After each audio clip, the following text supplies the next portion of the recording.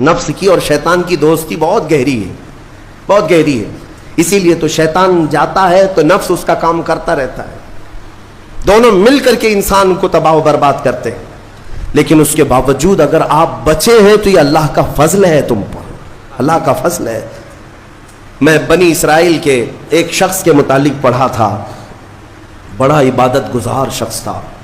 وہ اپنے صومعہ میں، صومعہ کہتے ہیں جس میں عبادت کرتے ہیں، بنی اسرائیل کا وہ عبادت گزار شخص قریب 80 سال تک عبادت کیا اور باہر نہیں نکلا. شہر میں سب سے زیادہ مقبول، ہر ایک اس کے پاس دعائیں کرانے کے لیے آتے تھے. اتفاق سے اس گاؤں میں ایک گھر کے 4 بھائی تھے، وہ تجارت پر جا رہے تھے. ان کی تنہا بہن تھی گھر پر. چاروں نے سوچا ہم تجارت پر جا رہے ہیں، اپنی بہن کہاں چھوڑیں.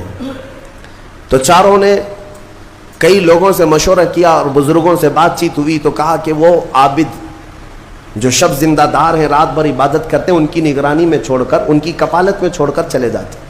وہ چاروں آئے اور اپنی تجارت کا سفر بتایا اور کہا کہ ہماری بہن گھر پہ رہے گی، بس آپ دیکھ بھال کریں. اور وہ تجارت پر چلے گئے. یہ بہت ہی عبادت گزار شخص ہے بنی اسرائیل کا، بہت عبادت گزار. چند دن گزرے تھے کہ نفس نے یہ باتیں باہر لانی شروع کی کہ پتہ نہیں وہ خاتون اندر اکیلی کیا کرتی ہوگی، بھائی بھی نہیں، ماں باپ بھی نہیں. پھر شیطان آیا، کہا ارے کچھ تو خیال کرو، تمہارے پاس امانت دے کر گئے ہیں اس کے بھائی، تم اس سے خیر خیریت بھی نہیں پوچھتے. آپ نہ جانا اس کے پاس، محض آپ اپنی چوکھٹ سے تو اسے آواز دے کر کے پوچھ لیں کیا چل رہا ہے اس کے گھر میں. تو اس عابد نے اپنے صومعہ کی چوکھٹ پر آ کر اس خاتون کو آواز دی.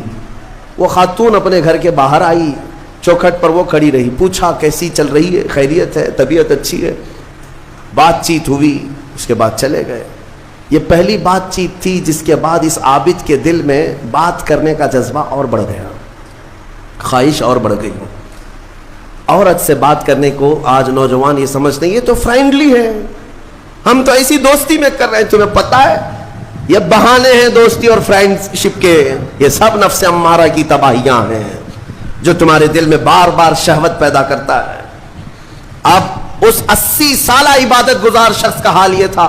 دوسرے دن صبح پھر سے باہر چوکھٹ پہ آیا، اس خاتون کو بلایا بات چیت کے لیے. وہ پھر بات چیت کرنے لگی، ادھر سے بھی بات ادھر سے بھی بات. چند دن گزرے کہ اب گھنٹوں بات ہونے لگی، خیر خیریت چھوڑو، گھنٹوں بات ہونے لگی.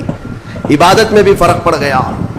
ایک خاتون کی طرف، ایک عورت کی طرف دل کا میلان بڑھتا چلا گیا. یہ نفس ہے، نفس ہے. جہاں پیٹرول ہو اور پھر آگ ہو، ایسا نہیں ہو سکتا کہ دونوں میں ایک بھی ادھر سے ادھر ہو جائے تو آگ نہیں لگے گی، بھڑکے گی نہیں میرے عزیزو. اس کے بعد کئی دن ایسے ہونے کے بعد شیطان ایک بزرگ کی شکل میں آ کر اس عابد سے کہا کیا کھڑے کھڑے بات کرتے ہو، اس کے گھر جاؤ، بیٹھو، تسلی دو اس کو. یہ عابد اپنے صومعہ سے 80 سال بعد باہر نکلا تھا اور اس خاتون کے گھر گئے. اور کھانا پینا ساتھ ہوتے ہوتے یہ نوبت یہاں آئی کہ زنا کر لیا. 80 سالہ عبادت گزار شخص زنا جیسی نحوست میں مبتلا ہو گیا، منہ کالا کر لیا. اب اس کے بعد اپنے صومعہ واپس آیا. اس کو تو ایسا لگا کہ میں تو مزے میں ہوں، بھائی بھی نہیں ہے اس کے، کوئی نہیں ہے. لیکن اس عورت کا حمل ٹھہرا، وہ حاملہ ہو گئی. اب اس کو ڈر لگا کہ اس کا حمل ہو گیا، کیا کیا جائے.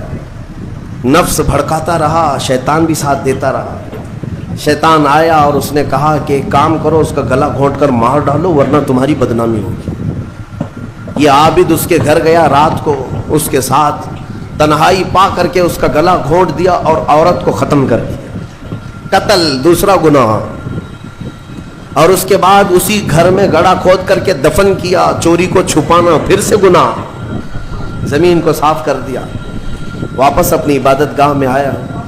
جب وہ بھائی اس کی تجارت سے واپس آئے، پوچھا ہماری بہن کہاں ہے. تو یہ رونے دھونے لگا. کہا تمہاری بہن بڑی بیمار ہو گئی تھی، علاج کرایا، نہیں بچ سکی، انتقال ہو گیا، قبرستان میں نے دفن کروا دیا.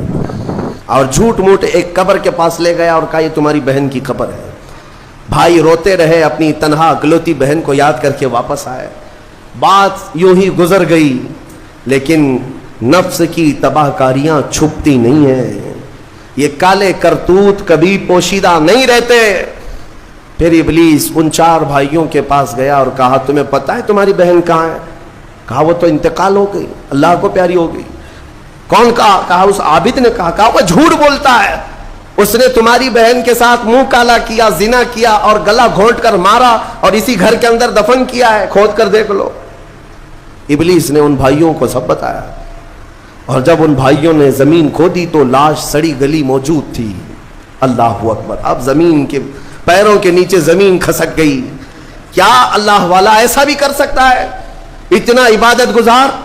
پھر لوگوں کو جمع کیا گیا، سبوں نے دیکھا تو اس کے بعد غصے میں سارے لوگ بپھر گئے اور سب کے سب ٹوٹ پڑے اس سوما پر، اور اسے کھینچ کر کے باہر لایا گیا اور اس سے پوچھا گیا۔ اخیر میں مار توڑ کے بعد اس نے اقرار کر لیا کہ ہاں میں نفس کے دھوکے میں آ گیا تھا، مجھ سے یہ گناہ ہو گیا ہے، غلطی ہو گئی ہے۔ ساری قوم نے مل کر اس کا چہرہ کالا کیا اور اس کو پھانسی پر چڑھایا۔ جب پھانسی پر لٹکانا تھا، دنیا تماشا دیکھ رہی تھی، بچے تالیاں بجا رہے تھے، لوگ پتھر پھینک رہے تھے، لیکن اس وقت بھی سامنے شیطان آیا اور اس کا نفس بھی تھا، یہی نفس امارہ ہے۔ دونوں نے مل کر کے کہا کہ اے عابد، اب بھی تیری حفاظت ہو سکتی ہے، بچ جائے گا تو اس پوری بلا سے تجھے ہم نکال لیں گے۔ اس نے پوچھا کیسے؟ کہا دیکھ تو جتنی عبادت خدا کی کیا 80 سال، اس خدا نے تجھے کچھ نہیں رکھا، اس حالت تک لے آیا، کاش تو ہماری عبادت کر لیتا، ہمیں خدا مان لیتا تو چٹکی میں تجھے نکال لیتے۔ نفس کی سن لیا اس عابد نے، کہا صحیح بات ہے، اتنے سالوں تک خدا کی عبادت کرتا رہا پھر بھی پھنسا ہوں، کچھ بھی اچھا نہیں ہو رہا ہے میرے ساتھ، ایک غلطی ہوئی اس کی سزا ہی ہو رہی ہے، نفس صحیح کہہ رہا ہے۔ اس نے اپنے نفس کی مانی اور شیطان سے کہا تو ہی میرا خدا ہے، تجھ سے میں سجدہ کروں، مجھے اس بلا سے نکال لے۔ جیسے ہی اس نے یہ کہا، شیطان تالیاں مارتا ہوا چلا کہ میرا کام مکمل ہو گیا، ادھر لوگوں نے اسے پھانسی پر چڑھا دیا۔ ابتدا آنکھوں سے شروع ہوئی، باتوں سے شروع ہوئی اور کفر پر خاتمہ ہوا۔ موت کس بات پر ہوئی؟ کفر پر موت ہوئی۔ لوگ ہلکے میں لیتے ہیں کہ یہ یوں ہی مزے کی زندگیاں ہیں۔ میرے عزیزو، نفس سے الرٹ رہو، اس نفس نے اچھے اچھوں کا تقوی بھسم کر دیا، کئی لوگوں کی عبادتیں ضائع کر دیں، عورت کے فتنے سے، مال کے فتنے سے، حرص لالچ کے ذریعے سے اس نے ایمان کو تباہ کیا ہے۔ اور پھر میں آخر میں یہی کہتا ہوں، اس نفس کو اگر کوئی کنٹرول کر سکتا ہے تو اللہ کا یہ پیارا مہمان رمضان المبارک ہے۔